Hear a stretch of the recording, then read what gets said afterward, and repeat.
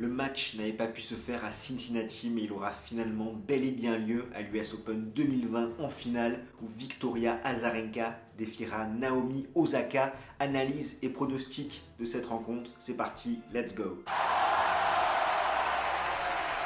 Tu es nouveau sur cette chaîne ? Pour ne rien manquer de l'actualité tennis, abonne-toi et active les notifications en cliquant sur la petite cloche. Le contenu te plaît ? Fais-le nous savoir en mettant un pouce bleu. De plus, si tu souhaites prolonger l'échange, tu peux nous suivre sur tous nos réseaux sociaux et rejoindre notre Discord. À 22 ans, la japonaise visera un 3e titre en Grand Chelem après ses victoires acquises à l'US Open 2018 et l'Open d'Australie 2019. C'est simple, dès qu'elle arrive en quart de finale d'un majeur, elle triomphe forcément par la suite. Pour se hisser en finale, elle est venue à bout de Doi, Georgie, Kostiuk, Kontaveit, Rogers et Brady. Elle a passé en tout 10h26 sur les courts et a concédé 3 sets, un contre Doi, un contre Kostiuk et un contre Jennifer Brady en demi-finale. Mais en réalité, sachant qu'elle est allée également en finale à Cincinnati il y a déjà 2 semaines, elle a passé en tout 18h09 sur les courts si on cumule ces 3 semaines de compétition. À Cincinnati, elle souffrait d'une élongation de l'ischio-jambier, ce qui fait qu'elle n'a pas pu défendre ses chances en finale. Ajoutez à cela les polémiques sur les violences policières qui l'ont beaucoup touchée.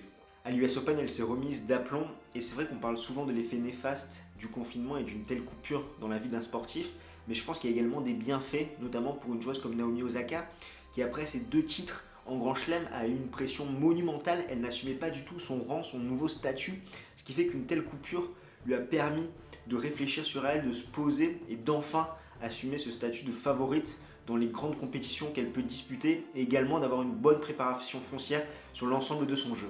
Malgré une entame compliquée, elle est montée en puissance tout au long de la quinzaine pour finir en apothéose sur un match vraiment de très grande qualité contre Jennifer Brady en demi-finale. L'américaine avec ses frappes très tendues, son jeu très à plat était compliqué à manœuvrer, d'autant plus que là on avait 2 joueuses qui servaient d'une façon remarquable. Donc la différence s'est faite dans les échanges après le service et notamment au retour de service où c'est la Nippone qui a le plus exploité les lacunes sur la seconde balle adverse, notamment en axant le jeu plutôt sur le côté revers de l'américaine. En tout cas, l'allemand Michael Jeserer a une influence notable sur le jeu de Jennifer Brady. Pour rappel, il avait porté l'allemande Julia Görges dans le top 10. Pour en revenir à Naomi Osaka, sur une surface aussi rapide, on la sent vraiment à l'aise, notamment au service, où elle arrive vraiment à optimiser son taux de première balle et avoir une très grande réussite derrière.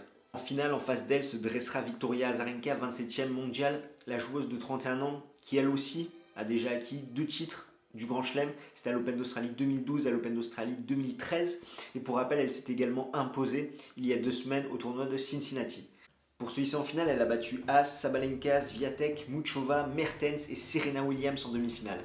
Elle a passé 9h19 sur les courts, en réalité 18h30 si on compte également son parcours à Cincinnati, et a concédé seulement 2 sets, un contre Muchova et un contre Serena Williams. Comme je le disais, le confinement peut avoir du bien, et sur Victoria Azarenka, on sent vraiment les bienfaits de cette coupure. En décembre 2016, la Biélorusse a été maman, et depuis, elle avait un petit peu du mal à faire la part des choses entre son statut de mère et son statut de joueuse de tennis, et c'était vraiment compliqué pour elle. On la sentait un petit peu tourmentée sur les terrains. Durant le confinement, grâce à son nouveau coach, Dorian Desclois, elle a su faire la part des choses et vraiment faire le distinguo entre sa vie de joueuse professionnelle et sa vie de mère qu'elle avait une fois qu'elle sortait des cours, et ça lui a vraiment permis de reprendre confiance parce qu'elle-même le dit, c'était juste ça qui lui manquait, elle se sentait bien physiquement et bien dans son tennis. L'attitude n'est plus la même, les résultats non plus. Avant le confinement, elle restait sur 5 défaites consécutives.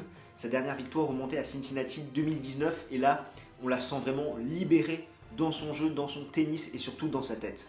En tout cas, elle peut être fière de son parcours et d'avoir enfin battu Serena Williams en Grand Chelem. Elle restait sur 10 déconvenues contre l'américaine en majeur, d'autant plus qu'en finale de l'US Open 2012, la Biélorusse avait servi pour le match. Tout avait pourtant très mal commencé pour elle, beaucoup trop crispée à l'entame de ce choc où elle prend 6-1 très rapidement, mais finalement à coup de variation où elle va varier un petit peu au niveau de la trajectoire, de la hauteur de balle, elle va déstabiliser l'américaine et surtout elle va reprendre le dessus sur cette rencontre pour finalement s'imposer en 3-7. Au niveau des confrontations, Naomi Osaka mène 2-1, mais ces 2 victoires ont eu lieu sur terre battue, alors que la victoire d'Azarenka a eu lieu sur dur, mais ça remonte à l'Open d'Australie 2016.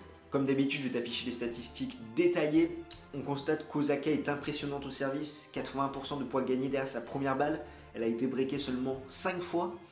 Azarenka ne présente pas la même feuille de route avec des lacunes sur sa seconde balle, mais un jeu plus porté vers l'avant. Elle a réalisé plus de breaks avec notamment sa qualité de retour et elle a commis moins de fautes que son adversaire. Naomi Osaka présentant un jeu similaire à celui de Serena Williams, ça veut dire que la japonaise va poser des problèmes à la biélorusse, tout comme a pu le faire l'américaine étant donné que c'était sa bête noire. Néanmoins, il y a quelques petites nuances entre les jeux de l'américaine et de la japonaise qui peuvent nous faire dire que la biélorusse pourrait avoir ses chances. En effet, Naomi Osaka a une prise de balle moins précoce que l'américaine. Elle a un jeu hybride entre sa puissance du fond du court et cette capacité à contrer. Ainsi, elle aura plus de mal à mettre en difficulté rapidement son adversaire comme pouvait le faire Serena Williams. Sur le service, Osaka n'arrive pas aussi bien à ouvrir les angles que son illustre aînée américaine, étant donné qu'elle a un slice un petit peu moins performant que Serena Williams. Et comme elle ouvre moins les angles, elle aura plus tendance à jouer à plat au centre, ce qui va plutôt profiter à Azarenka étant donné qu'elle a cette capacité à prendre la balle très tôt et à rediriger la balle. Enfin, si on continue ce comparatif, Naomi Osaka a une seconde balle un petit peu moins puissante, un peu moins kickée que l'américaine, ce qui fait qu'Azarenka va pouvoir la neutraliser avec sa qualité de retour. Tout ça pour dire que oui, Naomi Osaka et Serena Williams ont un jeu similaire, mais il y a quelques petites différences qui font que Victoria Azarenka pourrait avoir sa chance étant donné qu'elle a une prise de balle précoce, qu'elle a cette capacité à changer de direction et qu'il y aura beaucoup plus de rallye au vu de la physionomie du jeu de Naomi Osaka. Il faut rappeler également que ce sont deux joueuses très émotionnelles, donc ça va être compliqué de gérer cet aspect-là lors de cette finale. Cela étant dit, au niveau de mon pronostic, je vois quand même une victoire de Naomi Osaka en 3-7. Voilà ce qu'on pouvait dire pour cette affiche de la finale de l'US Open édition 2020 chez les dames. N'hésite pas dans les commentaires à nous donner ton avis. Toi, qu'est-ce que tu en penses? Et nous, on se retrouve très très vite. D'ici là, porte-toi bien. Ciao ciao tout le monde.